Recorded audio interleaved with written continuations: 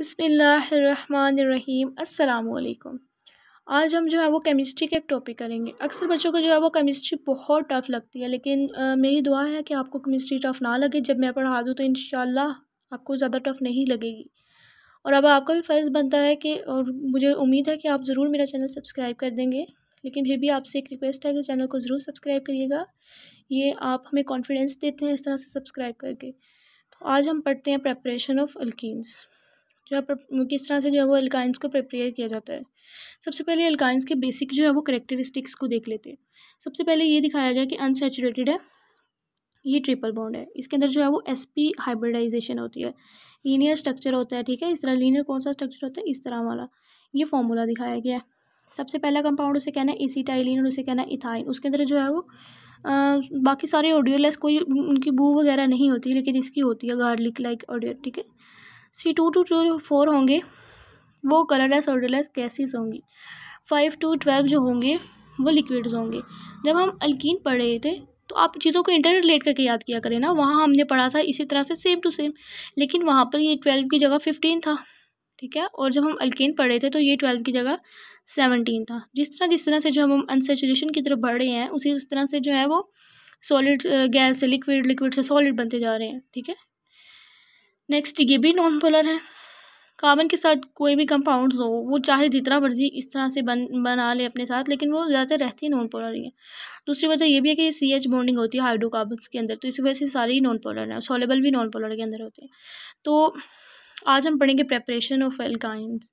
Arrow जो है वो डाउनवर्ड क्यों है, प्रोडक्ट अल्काइंस होंगे, और ये रिएक्शन कोई भी रिएक्शन हो यार उसके अंदर जो है वो अगर एज अ प्रोडक्ट अल्काइंस मिल रही है हमें, obviously it will be declared as preparation of alkynes. इसमें क्या मुश्किल बात है, चीज़ों को जो है वो एकदम से केमिस्ट्री देख के रट्टा लगाना ना स्टार्ट कर दिया करें, नॉन स्टॉप बोली जाए, चीज़ों को समझने की कोशिश किया करें, वर्ड्स को 2-3 बार पढ़ा करें, फिर इनको एक दफ़ा लिख लिया करें, फ्लो चार्ट बना लिया करें, उसे बार बार देखा करें। इंशाल्लाह मेरी दुआ है कि आपको जो है वो केमिस्ट्री ज़्यादा टफ नहीं लगेगी, बच्चों को बहुत टफ लगती है अक्सर।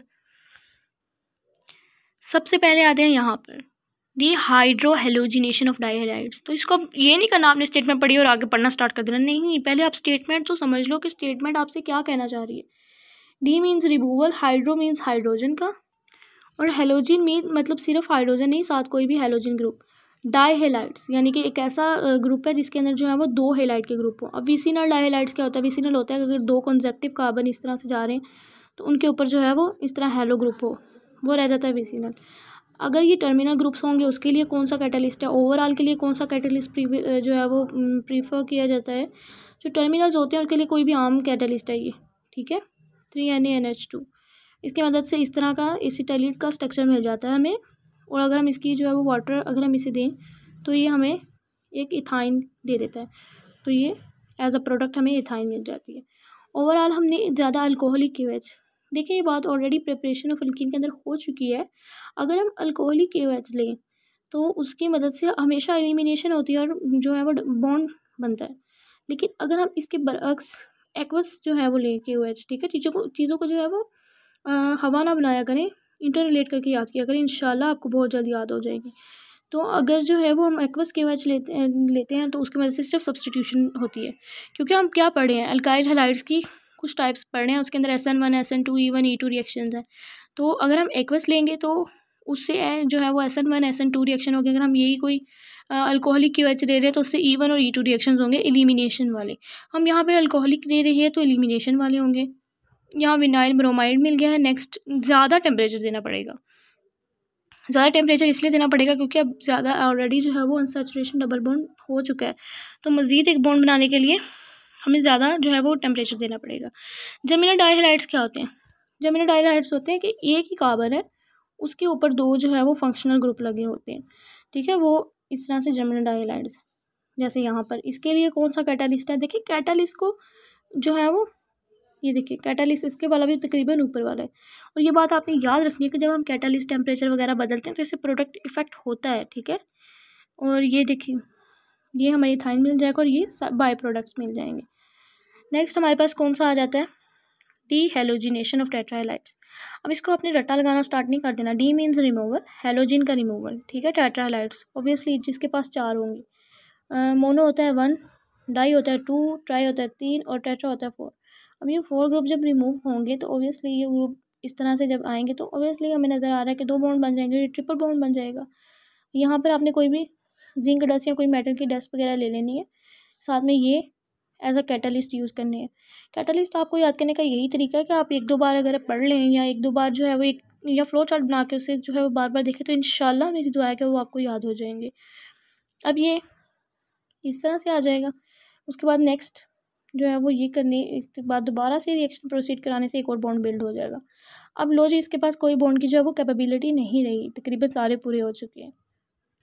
नेक्स्ट आ जाता है कोल्ब इलेक्ट्रोलिटिक मेथड। देखें कोल्ब इलेक्ट्रोलिटिक मेथड जो है वो अल्कीन के प्रेपरेशन के अंदर भी आया, अल्कीन की प्रेपरेशन के अंदर भी आया, ठीक है। तो आप चीज़ों को इंटर रिलेट किस तरह से करें। अल्केन के जब हम कर रहे थे तो सिर्फ वो एक ही जो है वो कार्बोक्सिलिक एसिड था, उसी से हमें अल्केन मिल गया। और जब हम अल्कीन पढ़ रहे थे तो उसके अंदर सैचुरेटेड नहीं था, सॉरी अनसैचुरेटेड नहीं था, सैचुरेटेड जो है वो डाइकार्बोक्सिलिक एसिड था।